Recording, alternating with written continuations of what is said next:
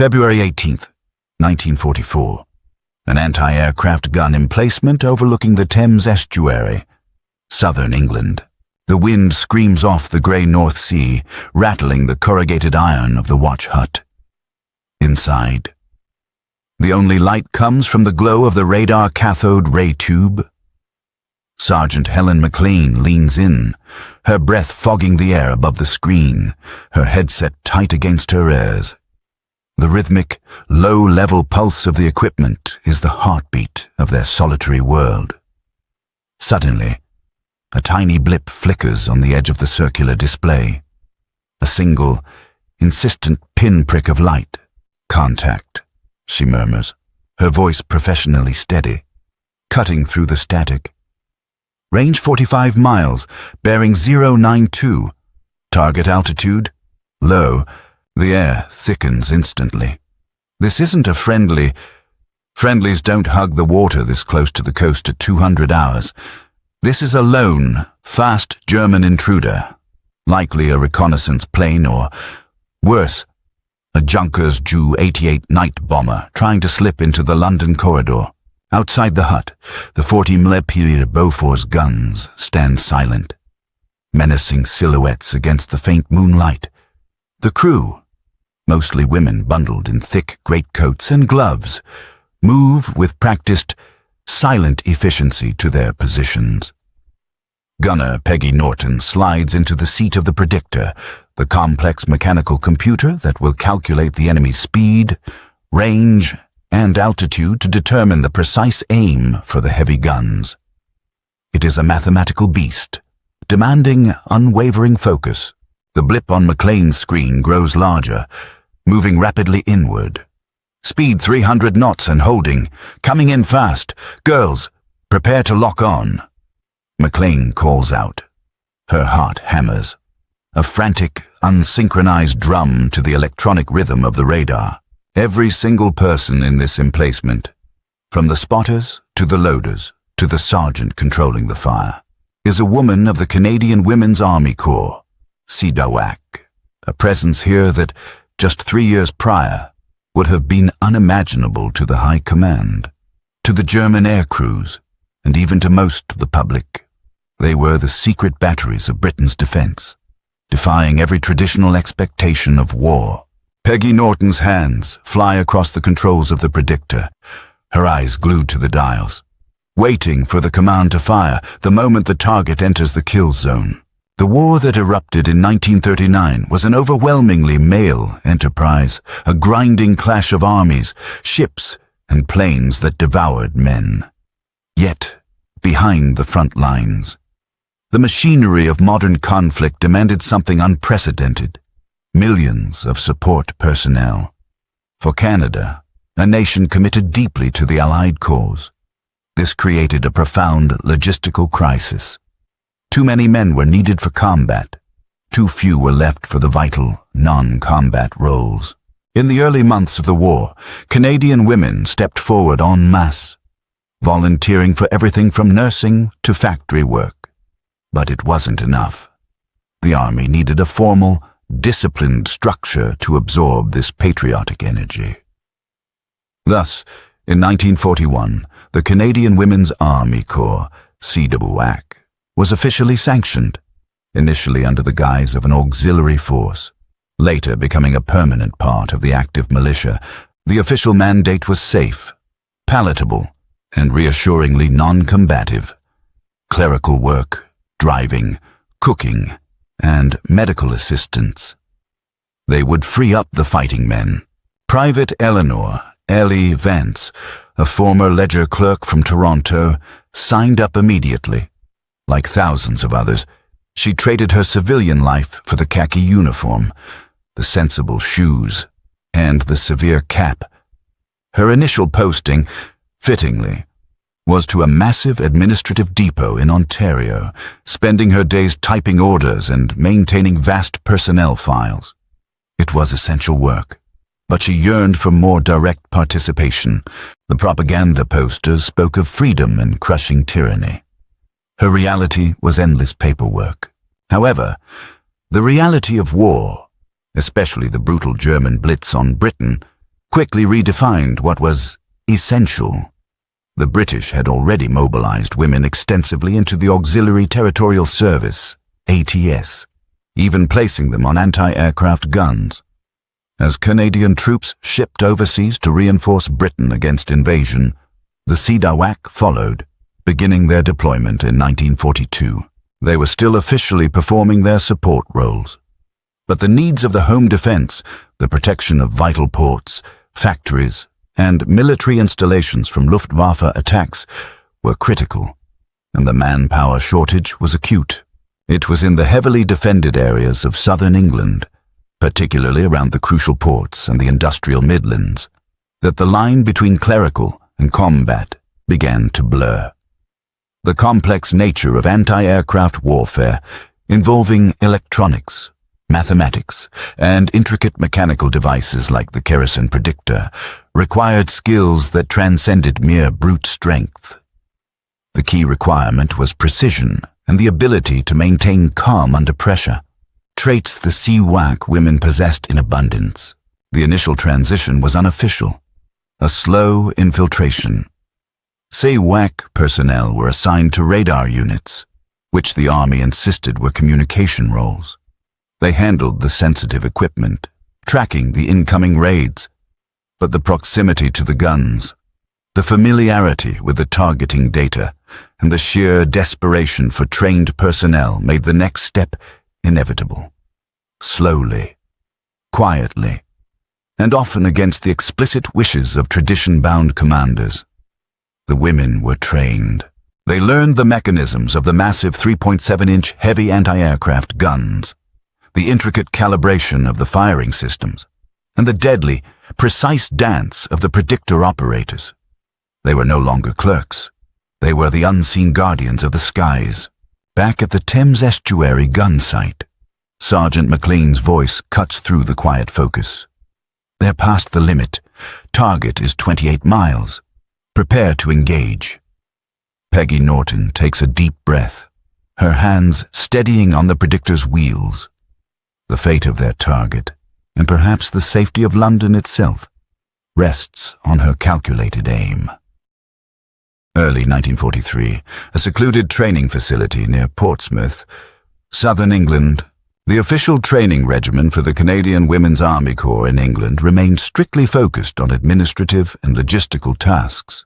Yet, away from the official inspection routes, a shadow program was in full swing. Colonel Alistair Davies, a veteran artillery officer commanding a crucial anti-aircraft defense sector, recognized the sheer impracticality of maintaining the men-only rule for the heavy guns. He needed skilled hands, and the WWII provided the most highly motivated and technically astute recruits. Davies, operating under a tacit agreement of military necessity, decided to break the rules. The challenge was not physical, it was psychological and technical. Operating the 3.7-inch AA gun required strength for loading, but the brains of the operation, the high-angle control system, hacks, and the predictor, demanded dexterity, concentration, and advanced spatial reasoning. These were areas where the women excelled. Davies's instructors, bound to secrecy, began teaching the WWII gunners the language of radar, the physics of trajectory, and the lightning-fast calculations needed to track a diving bomber. Private Ellie Vance, now transferred overseas, found herself among the chosen few. She wasn't just typing reports anymore. She was learning to differentiate a Me-110 from a He-111 based on its radar signature and airspeed. Her clerical focus translated perfectly into the meticulous care required by the sensitive equipment. The work was demanding, the hours unforgiving, and the secrecy absolute. They were told, if you are captured, you are not to reveal your operational role. You are clerks, drivers, canteen workers. That is all. The Geneva Conventions were unclear on the status of women in direct combat support roles, adding a sharp, real edge of danger to their already hazardous duty. By late 1943, several Canadian anti-aircraft batteries were staffed almost entirely by WWII personnel, integrated seamlessly into the British defence network. The ground crews, the ammunition handlers, the radar operators, the predictors, and even the fire controllers, all women, often operating the GLMEC through radar, gun-laying radar, that guided the massive guns. Their efficiency quickly surpassed many of the all-male crews, largely due to their superior patience and attention to detail. This deployment was a closely held secret, known only at the highest military levels. The local communities saw women in khaki moving supplies, but few knew that the heavy, thunderous roar they heard at night came from guns manned almost exclusively by women. The Germans certainly did not know. The prevailing military doctrine in Nazi Germany, based on rigid gender roles, considered the deployment of women in direct combat support roles unthinkable, let alone in control of heavy artillery. The moment of stark realization for the Luftwaffe came during the intensifying night raids against British ports. Lieutenant Colonel Karl Richter, an experienced Joe 88 pilot, had flown dozens of successful missions over England. He knew the typical pattern of the British defenses, the slow, heavy response of the AA batteries. Then, one bitterly cold night in February 1944, over the strategic port of Southampton, Richter's aircraft was caught in a brutal, coordinated defense pattern. His radar warning receiver screamed, and before he could react, the air around his bomber erupted in flak. The bursts were terrifyingly close, too accurate, too fast. His right engine sputtered and died, hit by a perfectly aimed shell. Richter managed to limp back to occupied France, his mission a failure. During the debriefing, Richter described the anti-aircraft fire as the most viciously precise he had ever encountered on the home front. Later, when an Allied POW dossier inadvertently revealed the composition of some of the defense batteries, the information was filtered up to the Luftwaffe High Command. The report, verified by captured papers, stated that certain British and Canadian anti-aircraft positions were entirely operated by women.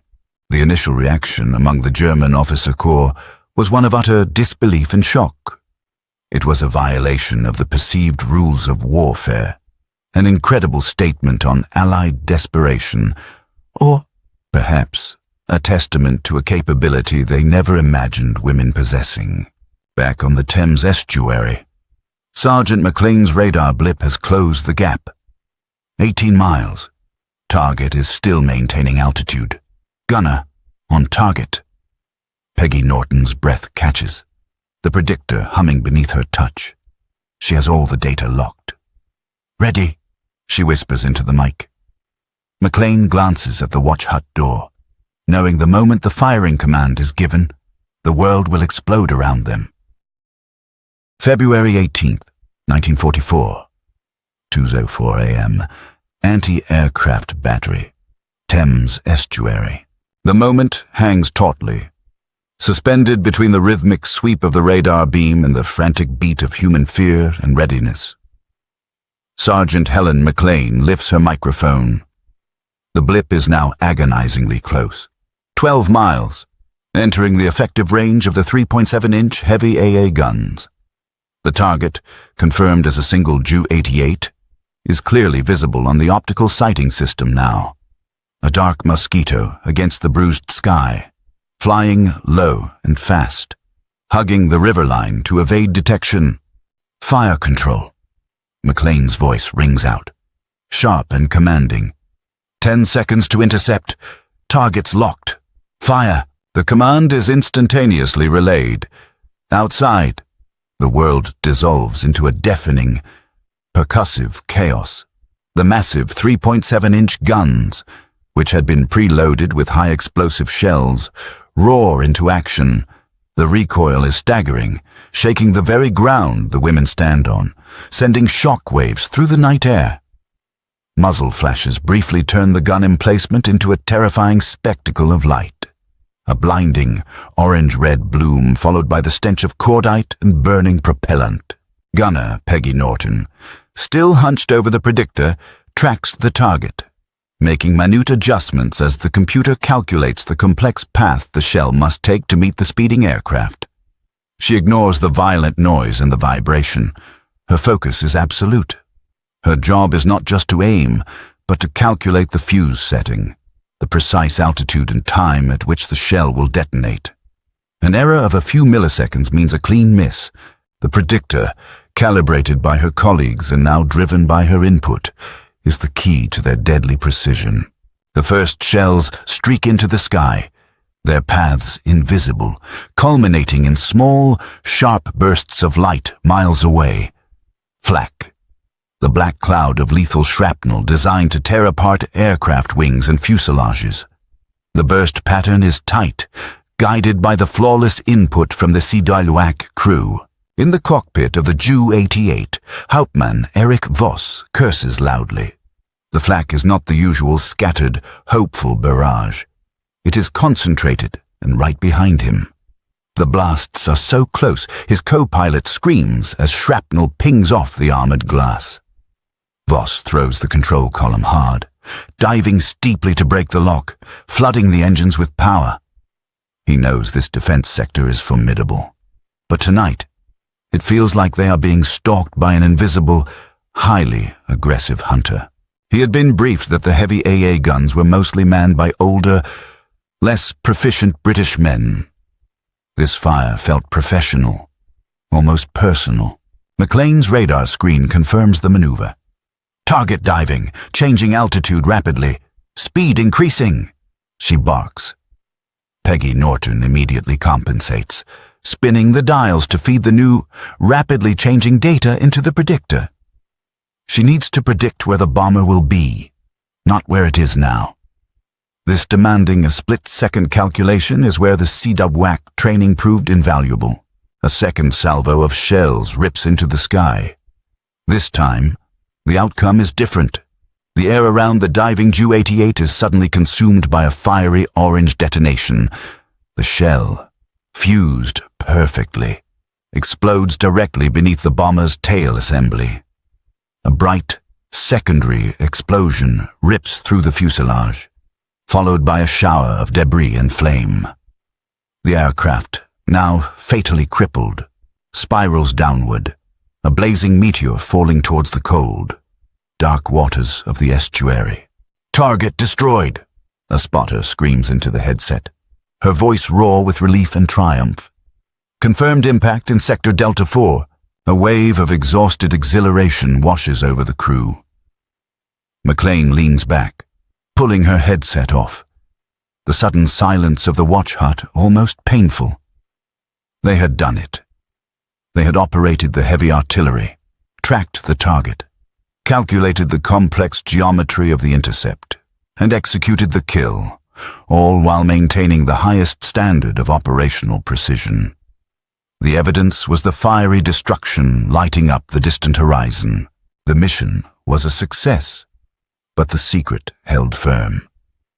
When the Allied recovery teams later examined the wreckage and interrogated the few surviving German airmen, the men spoke only of the relentless, highly accurate fire. They never discovered that the hands on the intricate predictors and the voices in the fire control network belonged to the Canadian women they dismissed as mere clerks. The WWII had earned their combat stripes in the most dramatic way possible, all while remaining ghosts in the machine. February 18th, 1944. Dawn. Thames Estuary. England. The sky's an iron-grey canvas streaked with the faint, rising smoke of the night's battle. The water below glints with the reflection of a smouldering wreck, what remains of the Ju-88 that dared to cross into Allied airspace. Sergeant Helen McLean stands outside the command hut, her greatcoat pulled tight against the freezing wind.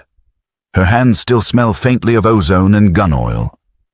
Around her, the crew moves in weary silence, clearing shell casings, reloading, logging the engagement details. To anyone passing by, it looks like the aftermath of any ordinary anti-aircraft action, Only the women's faces, flushed from adrenaline and exhaustion, tell another story. Corporal Peggy Norton stares at the distant horizon, eyes rimmed red but alive with a rare satisfaction. "Do you think they'll tell anyone?" she asks quietly. McLean shakes her head. "They can't. Officially. We were never here." The order had come hours earlier, straight from HQ, delivered through encrypted channels. No acknowledgement of participation, all reports to list engagement by Standard Mixed Battery, Home Defense Command. Not a single line would mention CWAC personnel. Even the gun logs would be signed under the names of their nominal male overseers, men who often hadn't even been on site. It was a bitter reality of wartime bureaucracy. Their victory, like so many of their contributions, would vanish into classified archives. Yet, among themselves, they knew, and that was enough, for now. Later that morning, Colonel Alistair Davies visited the emplacement, his greatcoat flapping in the bitter wind. The women snapped to attention, boots crunching on the frozen ground. "Ladies," he began, his tone brisk but unmistakably warm. "That bomber you brought down last night, it was carrying reconnaissance equipment, high-altitude cameras. They were mapping our radar coverage zones. You may have just prevented an entire raid." He paused, studying their faces, faces that reflected fatigue, pride, and the quiet steel of those who knew they'd crossed an invisible line.